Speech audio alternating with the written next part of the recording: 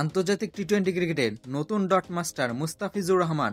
মুস্তাফিজ শুধু একজন উইকেট শিকারী বোলার হিসেবেই নয়, বরং প্রতি ডেলিভারিতে চাপ তৈরি করা এক ডট বল স্পেশালিস্ট হিসেবেও নিজেকে গড়ে তুলেছেন।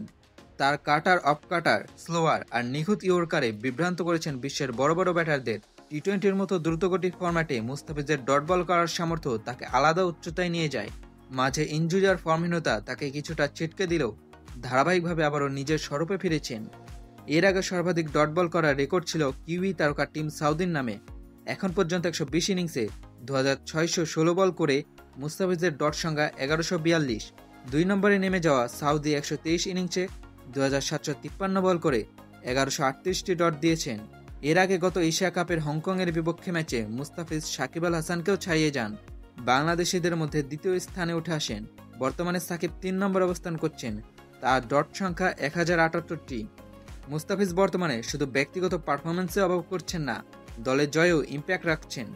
এই বছর মুস্তাফিজ খেলেছে এমন ম্যাচে বাংলাদেশ মাত্র 2টি টি-20 হেরেছে। এমনকি আফগানিস্তানের বিপক্ষে তাকে ছাড়া প্রথম ওয়ানডে খেলে হেরেছে বাংলাদেশ। তার অভাব ম্যাচে স্পষ্টভাবে ফুটে উঠেছে। মুস্তাফিজকে ছাড়া বাংলাদেশের পুরো বোলিং লাইন আপ দিশেহারা হয়ে যায়। মুস্তাফিজের এমন আমূল পরিবর্তন সত্যি বাংলাদেশ ভক্তদের অবাক করেছে। নিজের অফ ফর্ম কাটিয়ে বাংলাদেশের অন্যতম ভরসা হয়ে উঠেছেন।